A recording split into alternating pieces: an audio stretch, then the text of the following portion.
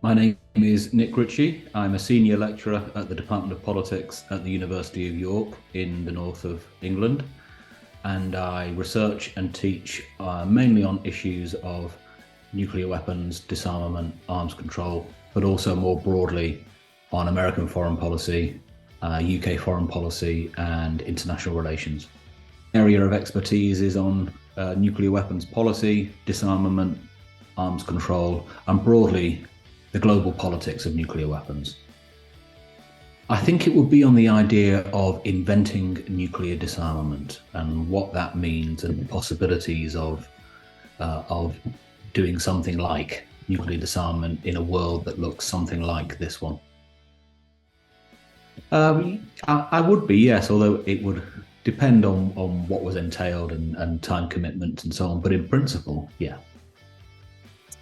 My journey into nuclear politics started when I was much, much younger, in my late teens, when I spent a bit of time in India. I was there for about 6 months when I was 19. And then I went to the University of Bradford and its famous School of Peace Studies and did my undergraduate education there. And it was at that time in 1998 when India and Pakistan tested nuclear weapons. And having been and spent some time in India, I couldn't comprehend why states would get into a situation whereby they might fight a nuclear war and completely devastate these rich, vibrant, diverse countries and societies. And that got me interested in nuclear politics. And way back when, I did my undergraduate dissertation on that. So that kind of got me into it. And then I worked for an NGO called the Oxford Research Group for about 5 years. And the Oxford Research Group did lots of work on nuclear disarmament, bringing together policymakers in track 2 and track 1.5 dialogues from across the nuclear weapon states and non-nuclear weapon states with experts and so on. So that was a really interesting education for me. A small organization doing tremendous amounts on a small budget, led by strong, powerful women. And then I returned to the Department of Peace Studies at Bradford University to do my PhD, which was on US nuclear weapons policy after the Cold War. And that kind of got me into an academic track, and still very much involved in the NGO sector on nuclear disarmament issues. But that's my way into this area. I guess my career path was getting some NGO experience, and I never intended to go into academia, but I was, politically as well as intellectually interested, really curious about the possibilities for nuclear omnicide and how we had got as a global community into that state of world affairs. And I wanted to understand this and try and do something about it. So I was lucky enough to then get funding to do a PhD, and then got some research funding, and again, lucky enough to get a permanent position at a good university where I could continue to pursue my research interests. So there's a bit of luck involved, but I suppose you make your own luck to a certain extent and take advantage of the opportunities that are there. But it is difficult. I mean, if you want to study these things at university level, then you need to do a PhD. It's your entry qualification into academia, but that's a really big commitment for people, particularly if funding isn't available. To self-fund a PhD is hard work. A very fruitful experience, very rewarding experience, but hard work. But that was my career path. Well, the public is broadly aware of these issues, but feels disempowered. Lots of public opinion surveys show us that. And the public should care because the risks of utter catastrophe are still present.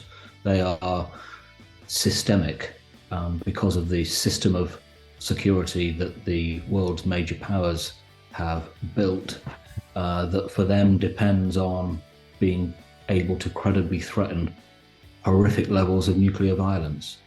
And these are nuclear weapons in the hands of fallible people in fallible organizations and crises will come and crises will go, but there will be crises, and there's plenty of evidence to show that we should be deeply concerned about how policymakers understand, interpret, and respond under the intense pressure of crises, particularly if there's a credible threat of realistic pathway to potential nuclear war.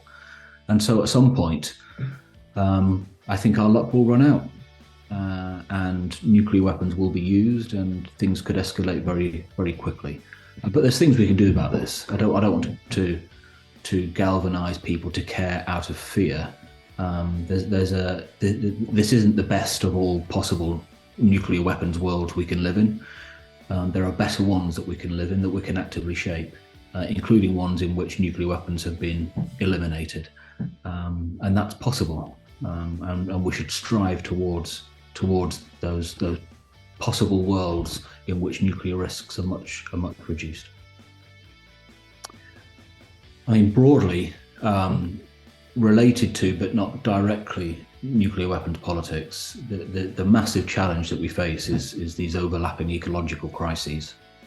And what really concerns me at the moment is that certainly the generations of students that I teach, my own kids and so on, are well aware of this, that this is going to be the defining security issue and set of issues over this century, over the current and future generations' lifetimes.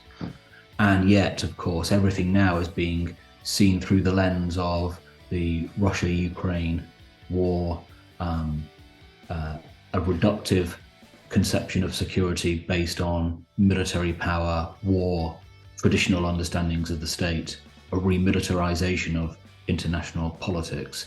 And within that, the question of prioritizing, dealing with this ecological crises seems to just fall down the agenda. And that's what I'm deeply worried about, that these mindsets, these paradigms of security need to shift. It's very difficult to do so because they're so deeply embedded in the power structures of world politics, but they need to shift.